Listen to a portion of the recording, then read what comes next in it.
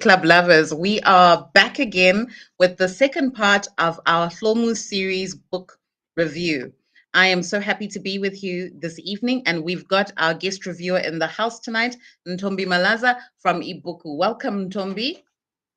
Thank you, Selina. It's great doing this again. And hello to Yeah. everyone.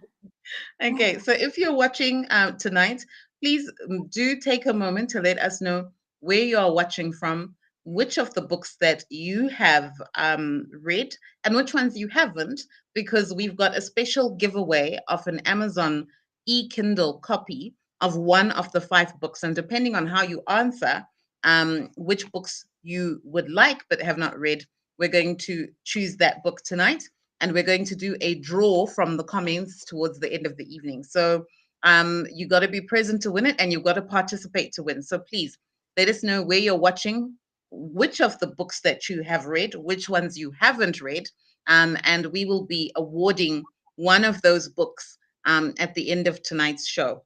So without further ado, I love to start every book club with a um, quote. And my quote today is from Wangari Maathai. She is a Kenyan, an East African activist, but also woman writer.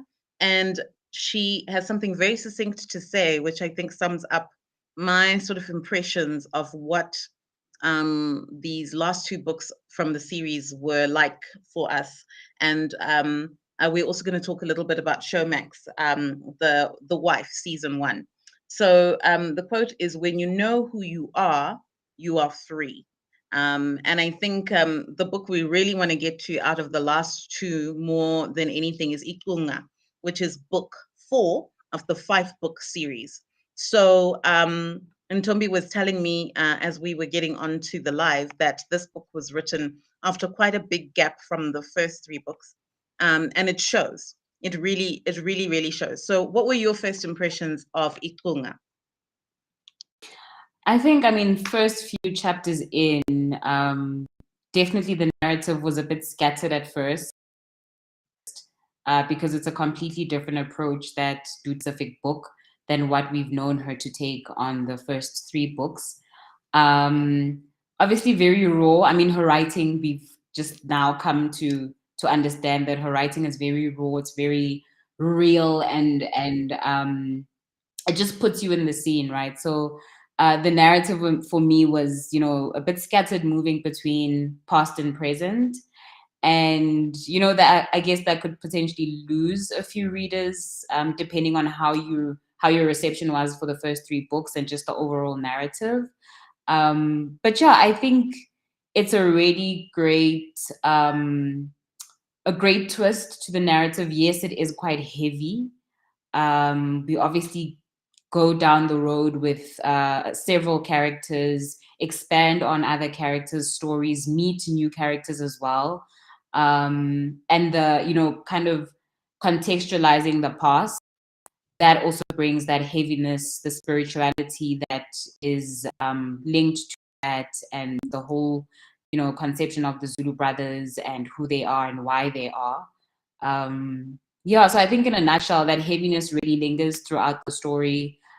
Just in terms of format, it is quite scattered and just a bit all over the place towards the end. But it was an interesting one, just heavy on the notes. Yeah, I totally agree with you. The narrative was scattered because she used so many different points of view. And so there's an essence in Mm, which you have to, I think you had to have been a fan and had read the other three books to be able to follow. And even though I had just finished Naledi the week before, it was still hard to kind of get with the flow of all of these yeah, moving narratives. And what she yeah, even does is she can start in a chapter, she can start with one point of view and flip it to shifted. somebody Yeah, else's point of view before the chapter's finished. So it was a little bit like, oh, yeah. I what's think going on? You had to have had that background of the last three books. And I shudder to think of hardcore fans who are following the stories in real time, yes. because that gap of 5 years, you would have had to be like, oh, let me do a little character tree to follow up, because now she's even bringing in new characters, and Mm. not just new characters that are related to our core family, the Zulus, but even their wives. We're going into some of their backstories as well. So it's like a whole new cast on steroids. So yeah, the Yeah. scattered storyline, I totally get. Yeah, I think also, it kind of forced us to detach from our favorites. You had to just step back a bit and understand that, okay, now we've moved on to Hlomu's friend and Zandile's this and Mm, Kosana's that. You're forced to detach from the main couples or the main narratives that we were introduced to in the first three books. mm, totally, totally good. But I think what I am grateful for is it gives us a chance to also put them into perspective. So Yeah, if we look at the heroes, it gives us time to put Mkele, Mkhosana, and Kawe into perspective, right? Because when we're in their stories, it's really from their perspective. yeah, Which is quite good of Dudu to do that. But I think what's masterful is then she gives us that other outside eye, where you now look at these people from the outside and you're like, yeah, when you're inside the love story and it's just the two of them, this is cute. But other mm, people are seeing through some of those things that we turn a blind eye to in love. And so, what I find yeah, very interesting is then how you hear that through the voices of other characters. And I think Ikunga is a book where, for instance, Mkopi is starts to increase his volume in a meaningful way in preparation for the last book, and he mm, is that voice that from time to time is actually giving us the picture and saying, things about Zandile, things about the other wives. And in yeah, Naledi did that as well, but putting into perspective that, oh, this one is the party girl, this one is the good old girl next door type, this one is the one who connects them to their past that they just can't let go of. This one is warm, but this one is cold, and they're hardened by prison, and all of those comparisons. Whereas inside the story, because you get to hear their inner feelings when now they're telling the story for themselves. Like, for instance, Zandile, when she's telling the story for herself, there are so many aspects of her nature that are actually quite soft, but they are hardened and sharpened by what she goes through. But when she's observed by Naledi in book 3, or observed by different characters in the family in book 4, you begin to see that she's quite tough. She's yeah, sharp. She is the other side, the things that we would expect of somebody who had spent 17 years in prison. And in that regard, she also then makes sense as a partner for Nkosana. So I feel like a lot of the love stories she put them in perspective from an external and more objective point of view, or through a yeah, different lens in the book. So I really, really enjoyed that. Um, yeah, the other thing is now the main theme of the book, which is basically all about going back to our roots, digging up the past, yeah. um, and yeah, literally, and um, confronting, unearthing and confronting, digging Yeah. up, exposing, but also to lay to rest, to put things to rest. And Yes. in that, the discovery of who we are, Yeah. and realizing that we're connected through lineage as much as we are connected through family. And what I Yeah. found that very interesting about that theme is that it also puts into perspective this very controlling, domineering aspect of we are a family, we are the Zulus, that in a Mhm. sense they were using that in their dysfunction to kind of give themselves that respectability, Yeah. because they didn't know those roots, and they Yeah. didn't know where they were coming from, and they didn't have answers for the really huge questions in their lives: why their Yeah. father was the way they were, why they had that dysfunction, why the violence, and all of those things. Yeah, a lot of the gaps are definitely filled for us in the different perspectives, but at the same time, we obviously see a lot of unraveling for them. That shield of this big, great, solid family. They obviously know what is behind that shield, but now we are getting to see the breaking down of that stable structure, because we obviously are introduced to those hints of instability. And I suppose Ikunga really gives us more insight into why that instability comes about and where it actually comes from. Because I suppose the big instance in this case is that it doesn't even start with them. They are Mm, part of a long-standing generational curse, and that's where the lineage comes in. You need to understand what happened in the past in order to move forward, and that has become a very important thing for them, and mm, naturally so, because the whole concept of the Zulu brothers is legacy, is building a mm, legacy for for their children, and not having their children live the way that they lived growing up. mm, So that issue of past, present, legacy, and where do we come from as a family is a huge theme in this book, and I really appreciated that as well. And I think you had mentioned it, sorry, offline, but it mm, really speaks to our African identities, where lineage really is important, and discussing and figuring out those family structures and what that means for us ancestrally really mm. kind of hits the knob. Yeah, totally. I totally agree with you. And what struck me about lineage and just tracing back the dysfunctions and the resulting traumas to the roots is Mm. um, how these things are fueled by lack of communication, Yeah, and how the dysfunction then also fuels it. I think for this family in a lot of violence, so there's a lot of blood on their hands, and they mm, almost, all along they almost just take it for granted that, oh, we came up humble beginnings. We've made it in the taxi industry. It's the context, it's not yeah, us. It's we had no other choice. But this book, I think Dudu does a very good job of questioning that assumption that they have and the narrative that they've always had about who they are and why they are the way that they are. And you begin yeah, to see that, as the gaps are being filled, that there's been a lot of silence. So Cele finds out, for instance, what happened the night he was born, and that he mm, only finds that out like in a group setting. And his feelings of, but I should have known, like we should have talked about that. I should have known that. But as you said, in the unraveling, that's when you start to see just how much they're not talking, despite yeah, all of this talk about loyalty and staying together and not leaving each other behind. They're not mm, talking about the things that they actually need to talk mm, about.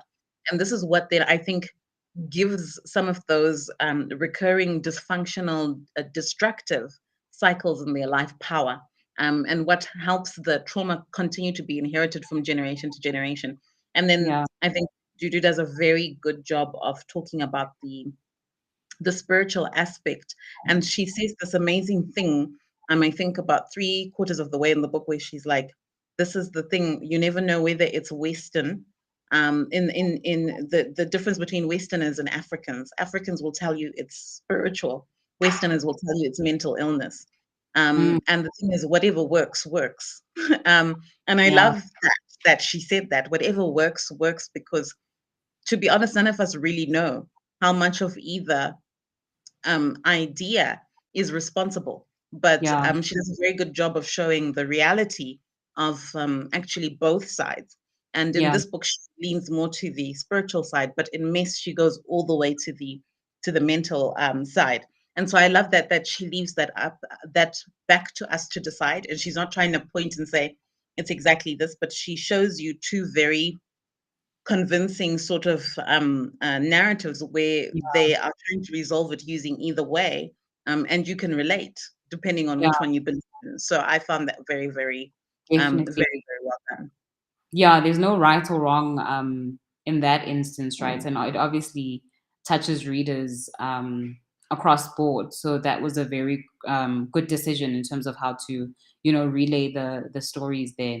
Mm, Another theme that really struck me with how we start developing the story behind the Zulu brothers is the sense of community and the mm, tension around community. Because now, in this book, we actually start to see that they are starting to learn about themselves through others, through people that have previously shunned them, Yes, we obviously see their return to Mbuba throughout books 1 to 3, but now it actually, it's the crux of Mm.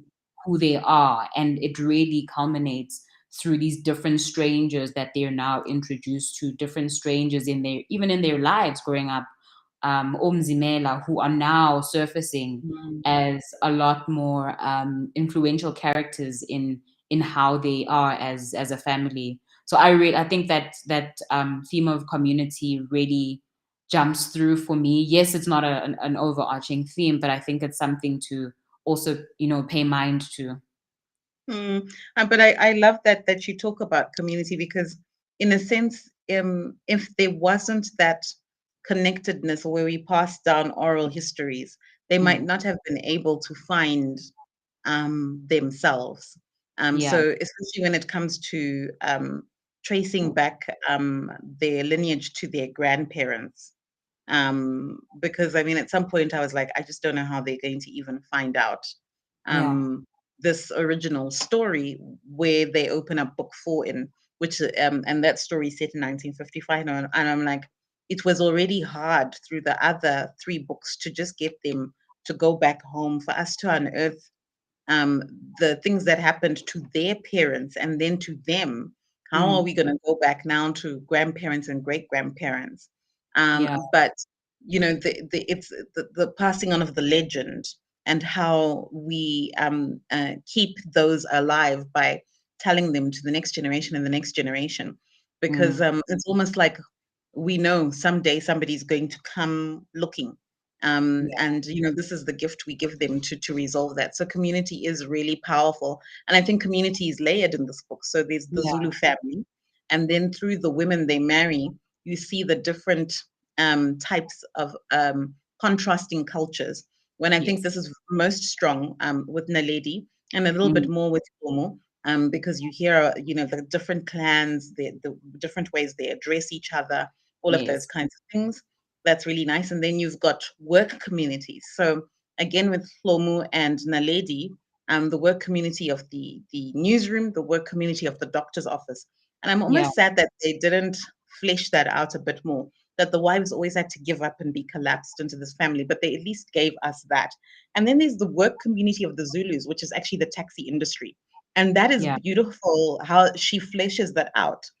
Because we start off with the stereotypical image of Mcele, and we're like, "Hey, guys, are we really doing a love story between a taxi driver and mm, this educated young lady?" But through their rise to power and along the way, as these different members of their taxi community come in, you really start to get a deeper appreciation, which is beyond stereotype, where you can actually be like, oh, wow, this is a community. yeah, And then there's Joburg, rich people community. And so you see those communities blend together quite nicely at all the big family events.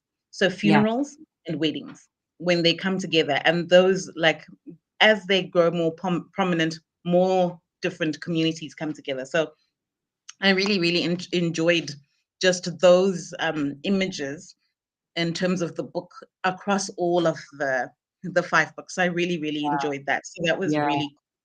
And then a theme that I thought, which is I think connected to the issue of where we come from and truly understanding who we are. We think we know who we are, but as Africans, we need to go way, way back. mm, Um, and I think some of the reasons why some of that has been lost is due to colonial sort of systems and systems like apartheid, which needed us to not know those connections, but yeah, discovering the patterns in who we are and some of the generational traumas that we inherit and pass on. But then there's also this other bigger, broader message in that, which recurs in every book, and that's full circle. What goes around comes mm, around. yeah, And every character in this story has that moment where they're like, consequence. I'm Farmer. Mm.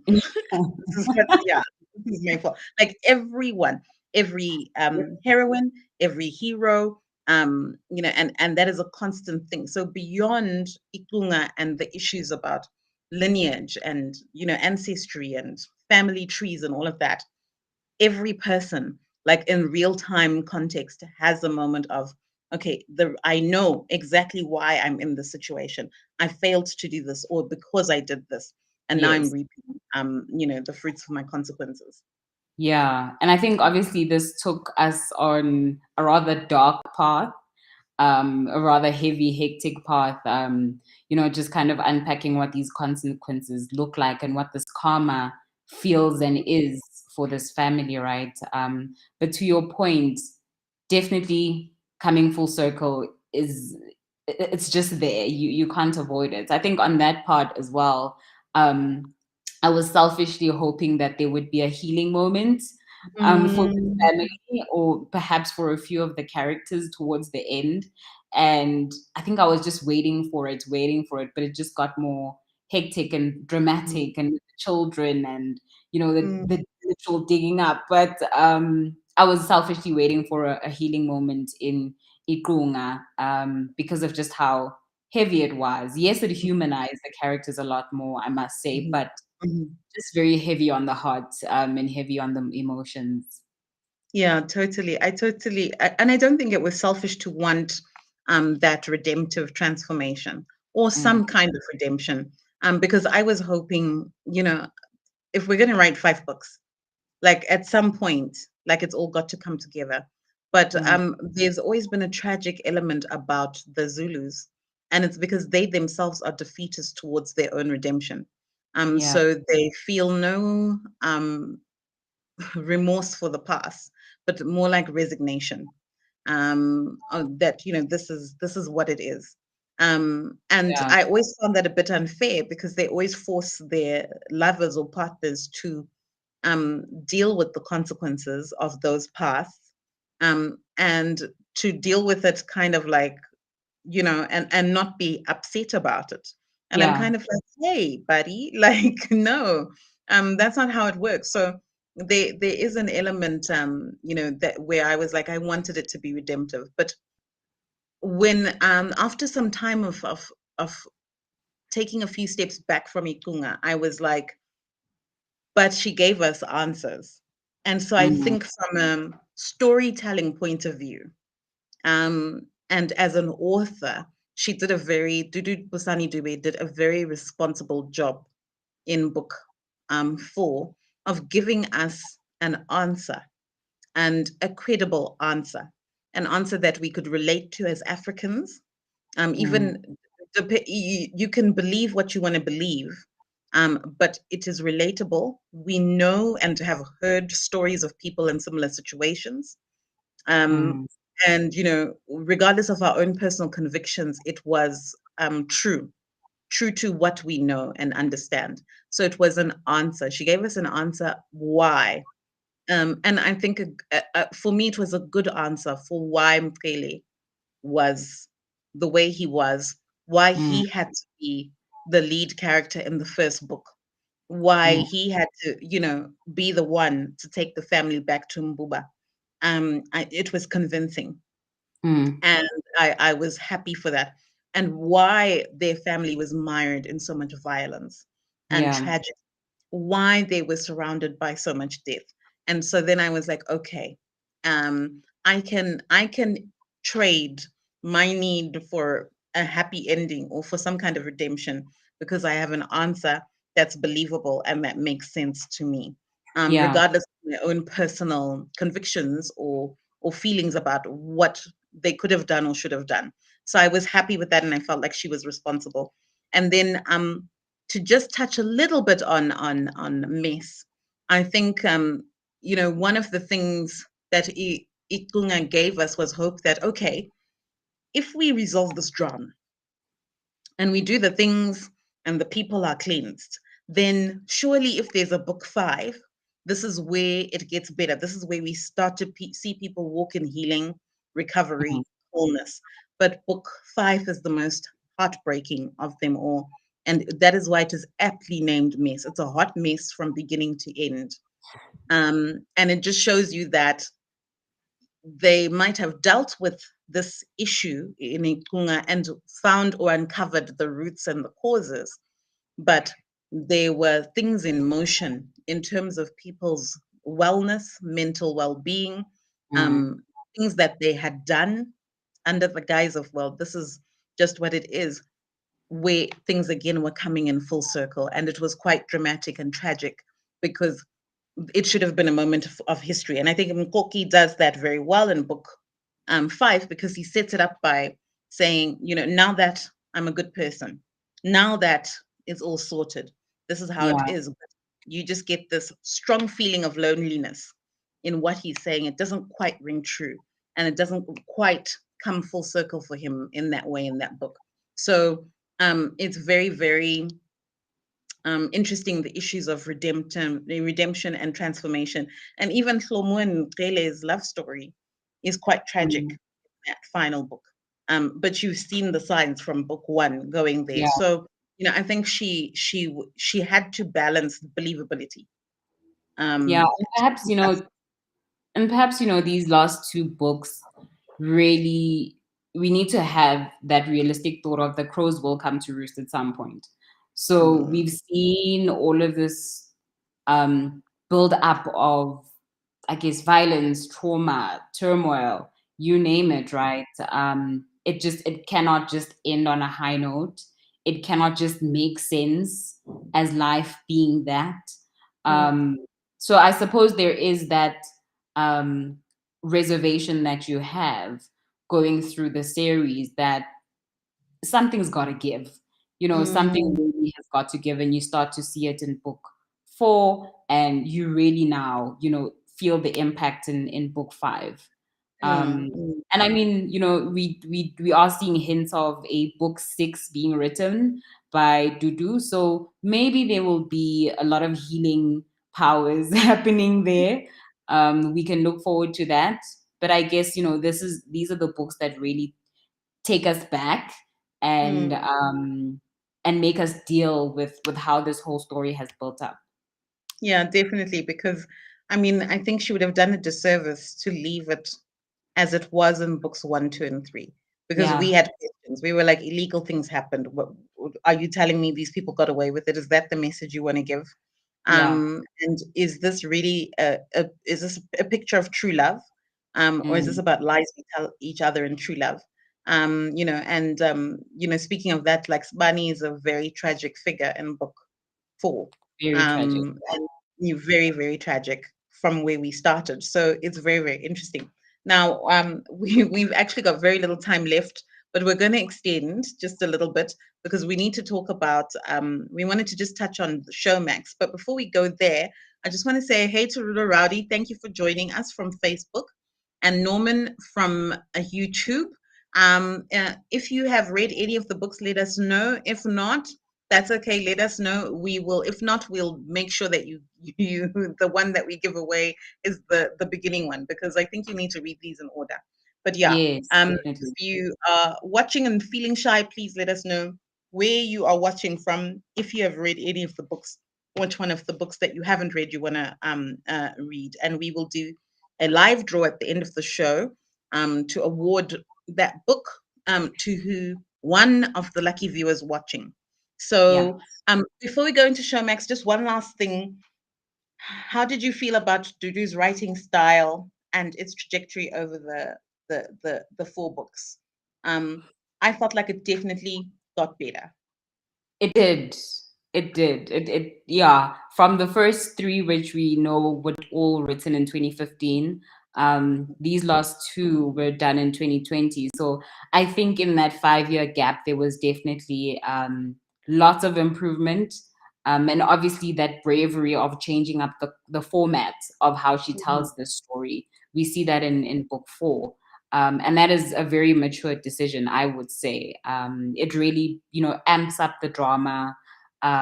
It amps up the narrative completely.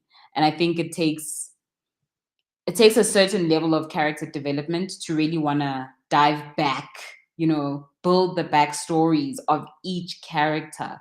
That for me, just I enjoyed that. I enjoyed Mm. that.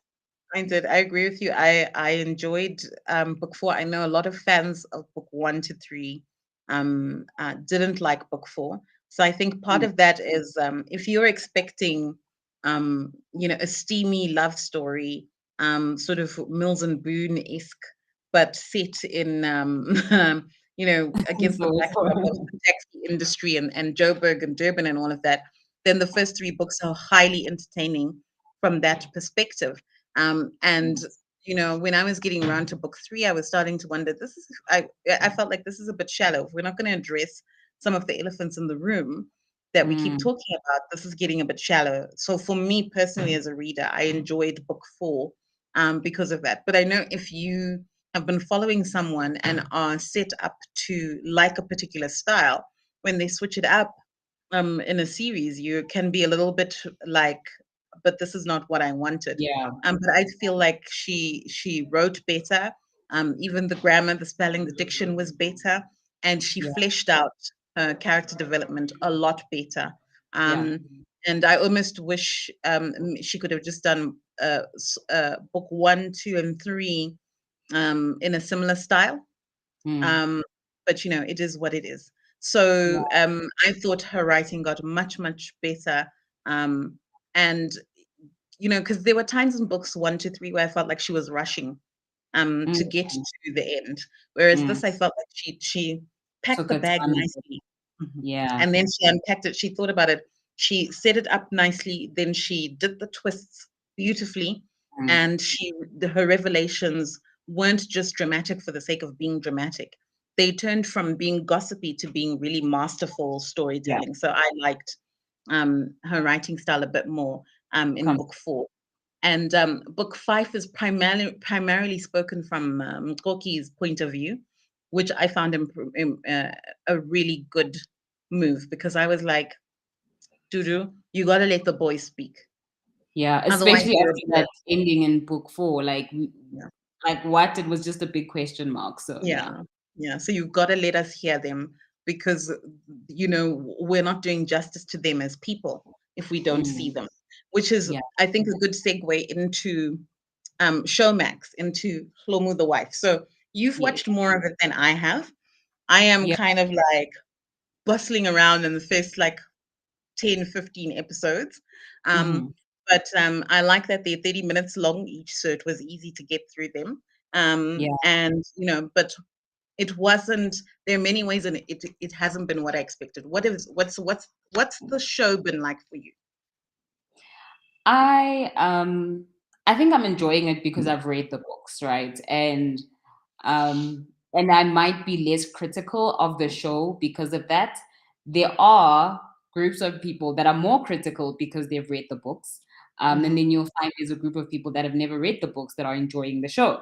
So Mm-hmm. I think right now we're seeing a very good three-way split of fans centered around the series book versus the actual show.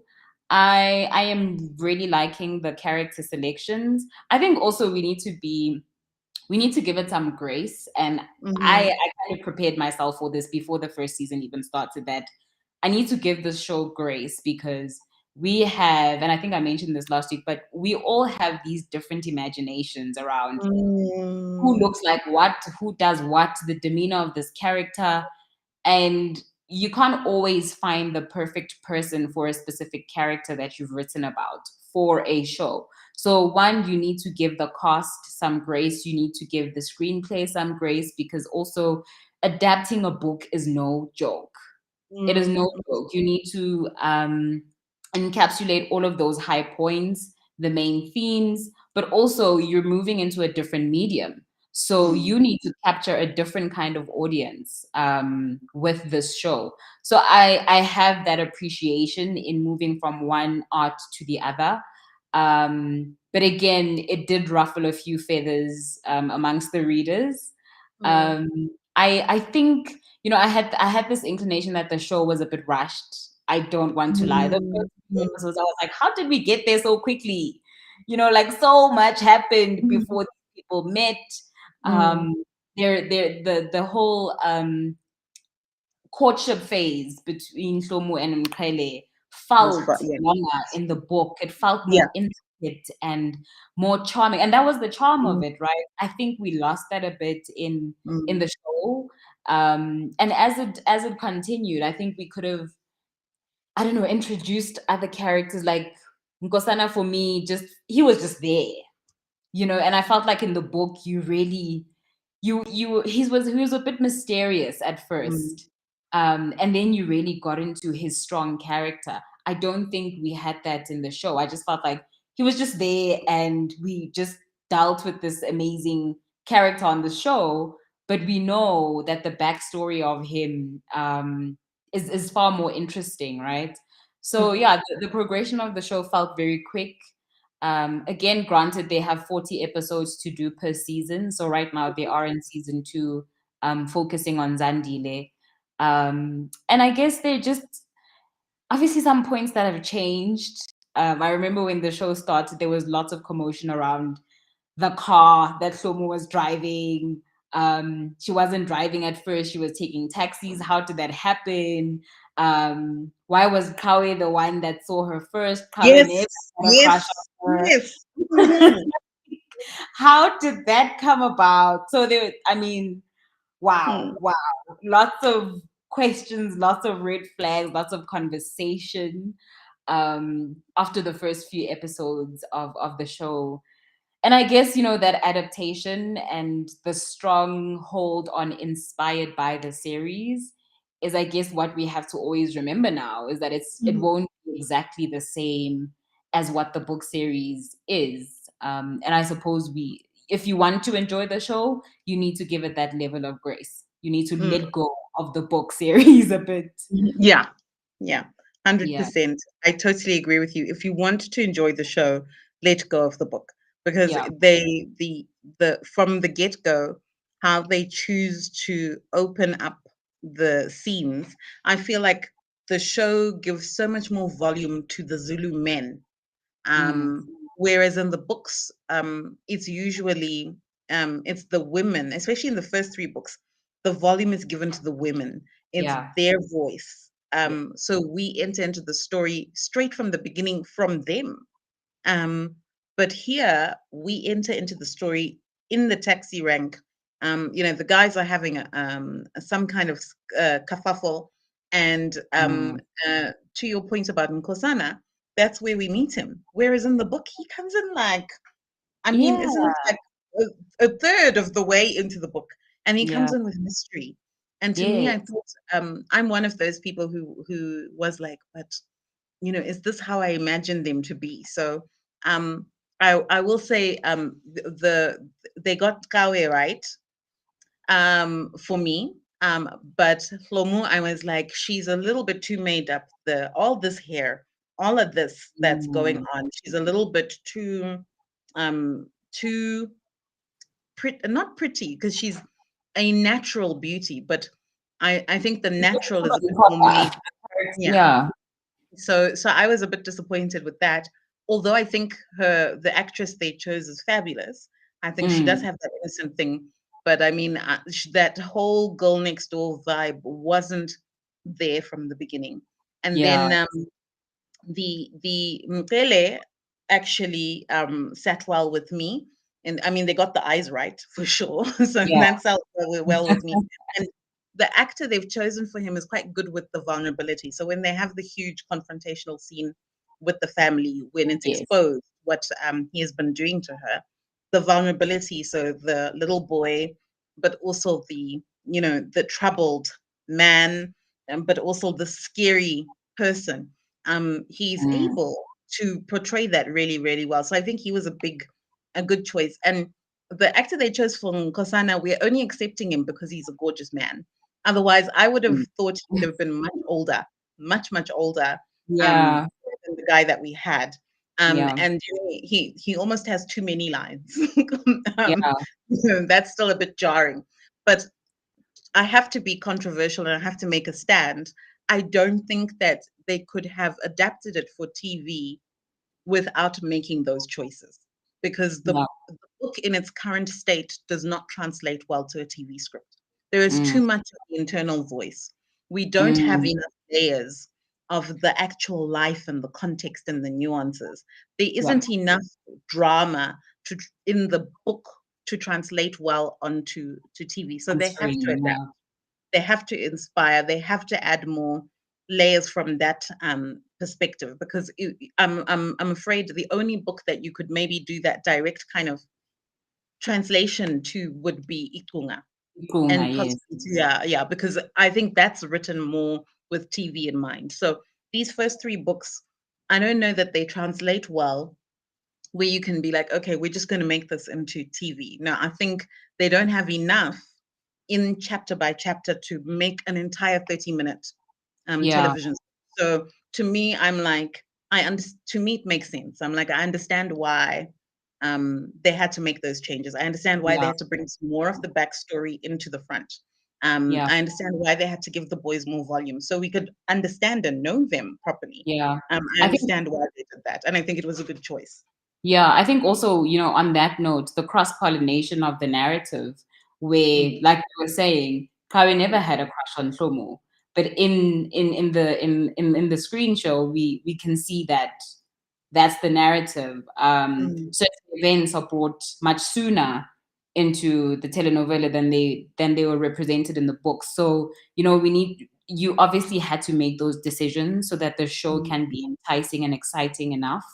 mm, And again, you only have so much time to tell this story, right? So you have to kind of jam pack it as sensibly as you possibly can for the narrative, for the mm, characters, and the like. So I'm quite interested to see how the rest of season 2 will develop, with mhm, that just focusing on Zandile.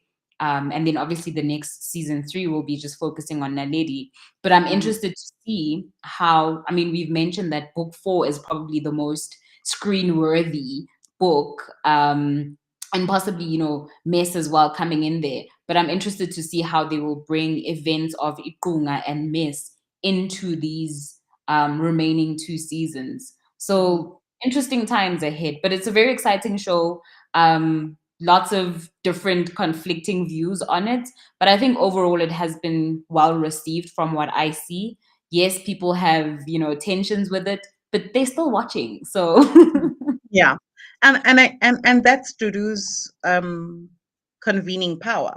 mm, Um, like I wouldn't say that books 1 to 3 are literary masterpieces, um, mm, but she's got away with drama. She's yeah, got away with comedy, and she's got away with these love stories that are powered by obsession, yeah, dominance, control, and definitely our ideas about what is a man. yeah, And she explores that thoroughly in all 5 books from every perspective. The different communities, the fathers, mm, of the different women, the fathers of the father, and then father figures in the Zulu men's life. yeah, What is a man? And then what is a good man? And then what is a romantic hero? And do we have the chance of having? Do we want a romantic hero that mm, doesn't have a bit of darkness in him? These are all challenging questions she puts to us, and she's very, very good at that. Now, is it Proust? No, but it's definitely entertaining. It's definitely captivating. I've not read any one of the books without being like, I have to read this until the end. And that's mm, definitely a gift. So, but I think she was wise to do it, to allow for it to be adapted differently for TV, to keep that aspect, because I, the Hlomu series is definitely one of those where I found myself gasping a lot, where I'm like, oh my gosh, did that just happen? Oh my gosh, yeah, did that person just say that? So I think that that is very, very, she does that well. And I think she knows who she is. She knows who she is as a writer. She knows who her audience is, and she delivers. yeah, yeah, completely. And I think just in addition to that, Selina, I think I've really enjoyed, off screen, behind the scenes, I've really enjoyed her commentary as an author. The Mhm, fact that she is enticing us, giving us bits and pieces of how the show has come about, how she's doing with the next book, and what she's thinking about how the screenwriters are pulling apart her books. That for me is quite giving. We don't usually see that from authors, that they're so intricately involved in adaptations of their series. So I mhm. honestly appreciate that. I really appreciate that side of her.